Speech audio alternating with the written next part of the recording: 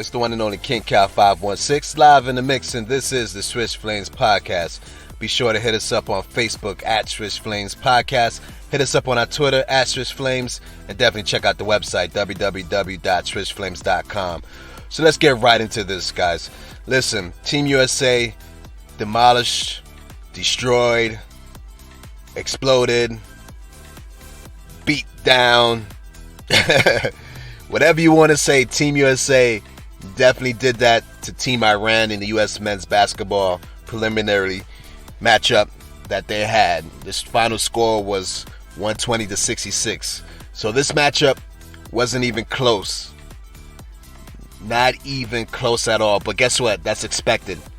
So why is this important for Team USA? I'm actually going to tell you that I'm not impressed by the win. They should have blown this team out. So I'm not really impressed by this win, but it's an important win because obviously you need to win to survive, but also what's very important in international play in these Olympics is point differential. So this blowout really is going to keep the U.S. in contention of advancing. And you know what I mean? They're still going to have to win their next game, but this definitely helps them in the course of advancing. So they definitely got to win the next game. The next game is going to be on Saturday versus the Czech Republic. And so they're going to have to continue this. I believe Czech Republic would be a tougher matchup. But once again, it's another team that Team USA should be beating. So I'm expecting them to win that one as well. Now, I do not think all problems are fixed on Team USA. I do not think that, oh yes, they're back on track for the gold medal. I'm having a cautious opinion and a cautious take on everything, and I'm still wait and see, because there's still a lot of good teams out there, and there's teams that match up well against them, and so far this team hasn't been able to show consistency. Greg Popovich right now is trying to throw different lineups and see which lineup is working, which lineup may not, so he's still trying to figure things out. I do like the starting five that Greg Popovich put out for this game. What he did was he put a lot of guards in the starting lineup to increase the speed. And I like the mixture of guys he did, because basically the starting lineup is this.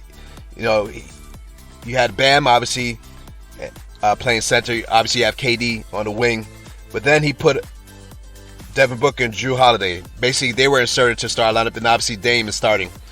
So with Jrue Holiday in there, now you have a combo guard who is very good with perimeter defense, which is very important. Jrue Holiday, like I said previously, now the addition of Jrue Holiday into Team USA, now that the NBA season is over, is going to be big for this team in particular, because Jrue Holiday is a physical presence on the wing. He's a high-level defender. So he's right now, I'm looking at the team, to me, he's their best perimeter defender right now. And so that's important, right? Regardless of what he does on the offensive end, his elite defense on the perimeter is going to be very important, because that's been a real weakness of this team that I've seen so far, perimeter defense. All right? Jrue Holiday also is a guy that can set the table. You know what I mean? I'm not putting him on the level like a Chris Paul, you know what I mean, James Harden kind of guys who, you know, who set the table at the guard spot, but Jrue Holiday is very good at it. And he's a guy that doesn't need to be the man. You understand what I'm saying? He plays a role where he's assisting the man. You know what I'm saying? You know, on the Bucks. So he's a great fit. I love Jrue Holiday on this team. I think he adds a lot of intangibles that Team USA is going to benefit of. And so I think it's a very, very great move for Greg Popovich to insert him in the starting lineup. I want to see Jrue Holiday take Damian Lillard off the ball more. I actually think that's going to be the key to unlock this team, because Dame wants to shoot it. But when you put the ball in Dame's hands, this is the issue I have with Team USA.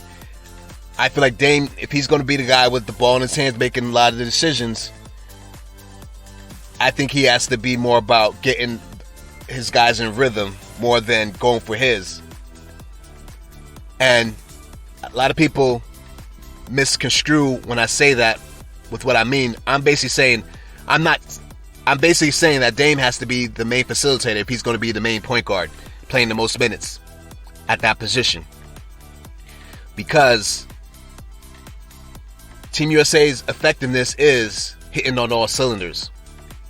Their effectiveness is not going to be one guy taking over. Against these hard teams, that's not their best chance of winning those games. Their best chance of winning against the Frances of the world, against even Slovenia, who has Luka Doncic. You know what I mean? You're not trying to go head to head with Luka Doncic when you have a way more talented roster. No, the key to beating all these teams is unlock your roster. Because to me, Team USA still has the most talented roster in all of these Olympics. And so use that to your advantage. So these guys need to be hitting on all cylinders. Because if they're hitting on all cylinders, there's no team that's going to even come close to them.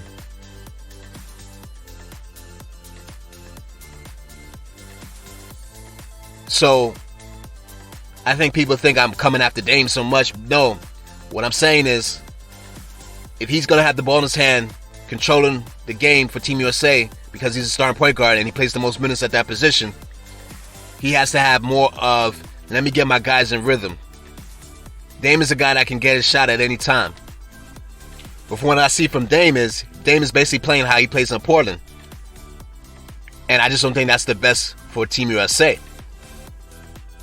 Right? Sometimes you got to play with what's giving your team the best chance of winning. And inserting Jrue Holiday into the starting lineup, I think it's a process that can start where you'll see Jrue Holiday initiate the offense as well. I think they need to make a shift, because Jrue Holiday is totally comfortable being that guy. And if you just move Dame off the ball more and then let him shoot it from being off the ball, then it's not really an issue. The team could flow better. You know what I mean? But they have to have somebody committed to making sure everybody gets going, because that's their strength. Their strength is in numbers. They're way more talented than everybody. So if you get guys in rhythm early on and you're hitting on all cylinders, there's not one team in this Olympics in men's basketball that can see this team. Mark my words. But if we're going to play this hero ball,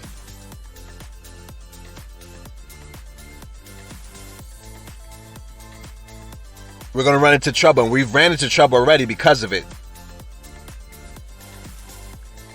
And so once again, I'm taking my time with jumping the gun and be like, oh yes, US is back because they blew out Iran. Iran is not really competition that we have to worry about. The Czech Republic coming up on Saturday should be another game, another matchup that we shouldn't have to worry about. But we got to take care of business. So if you look at this Iran game, yes, we were hitting on all cylinders. Dame led all scorers on Team USA with 21 points. He shot 13 three-pointers with 15 field goal attempts. He shot the ball very well. Dame can shoot. Lights out. Once again, if he's going to be the point guard of this team,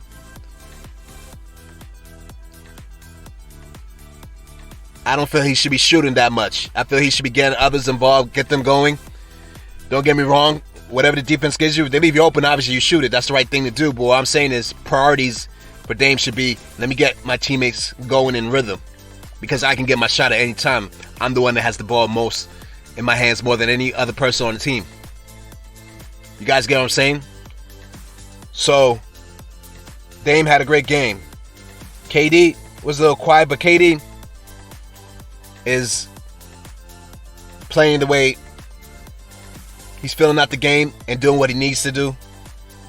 He only had 10 points, but KD had an efficient game. He shot the ball basically like 50%. You know what I mean? He wasn't really forcing the issue. He just took what they gave him. And so he had a bounce back game. I know most people are like, oh, 10 points. But yeah, if you look at this game compared to last game, KD was much better, much more efficient. You know what I mean? And he didn't need to dominate for them to win this game anyway. But he pitched in on the rebounds. He had 5 rebounds, and KD had 5 assists, 2 steals.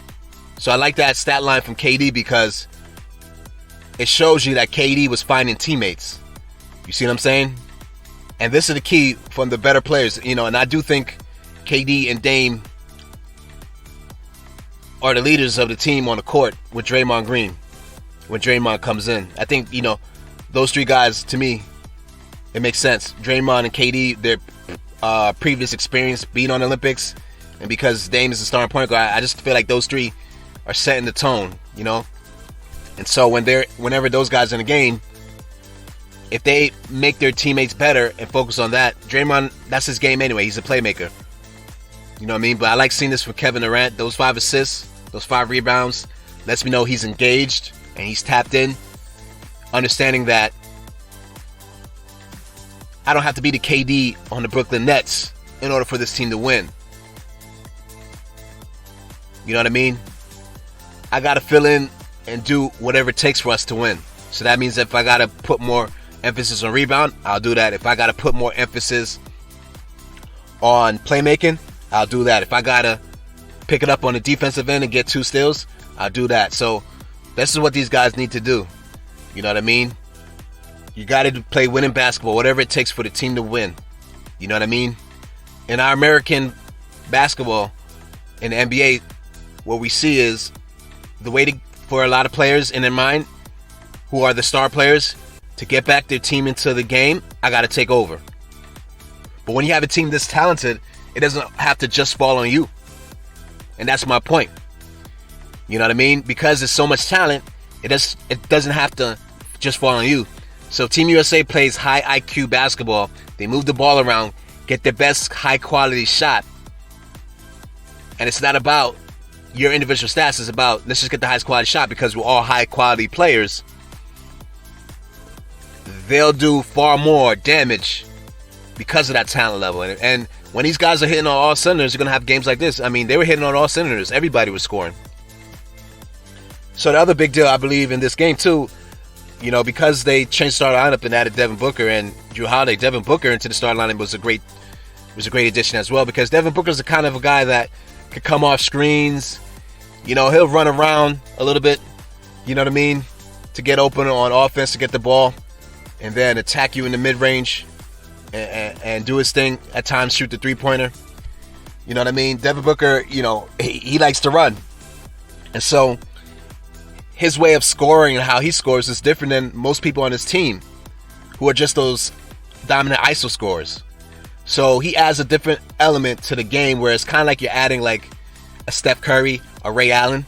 Even though Devin Booker doesn't shoot the ball as well as those guys, but he's a good shooter who scores a little differently. So he just adds another dimension to that offense that they didn't have until he just got there. And so inserting him and Drew Holiday into the starting lineup is a beautiful thing. And I think Team USA has to roll with this starting lineup the rest of the way and make adjustments as the game goes on, depending on matchups, if something is not working. But I do believe this should be the starting lineup moving forward. Greg Popovich obviously has been playing with the lineups, trying to figure his starting lineup. But this starting lineup, to me, is a starting lineup moving forward, because the speed that they can play with all these guys on the court, the transition, the speed, this is a fast-paced group of guys that you have. So transition points can come a lot easier. Ball movement should be a lot better. Shooting should be a lot better with this lineup. You know what I mean? Because you have better shooters in there. And you have somebody, you got the perimeter defense going on. So this crew can hit on all cylinders. And so, once again, I'm not going to jump the gun and be like, oh yes, Team USA now is back to be the team to beat. Let's see if they have consistency. Let's see what they do from here moving forward. I'm going to be definitely waiting to see how they handle the Czech Republic. But as long as they take care of business and win that, we should have no problems moving forward to the next step, to the next round. Anyhow, this is your boy King Cal 516 live in the mix. This has been the Swish Flames podcast. Make sure you hit us up, comment, like, subscribe. Let me know what you think, because what you think is important. Comment, let me know what you think about Team USA right now. Do you think that they are ready to win the gold medal now, or do you think that they still have a lot of issues that they need to work out if they're going to do it? Next game, regardless, is a very important game and our medal chances. So we definitely want to root for them that they will win the next game. With that said, see you guys next time.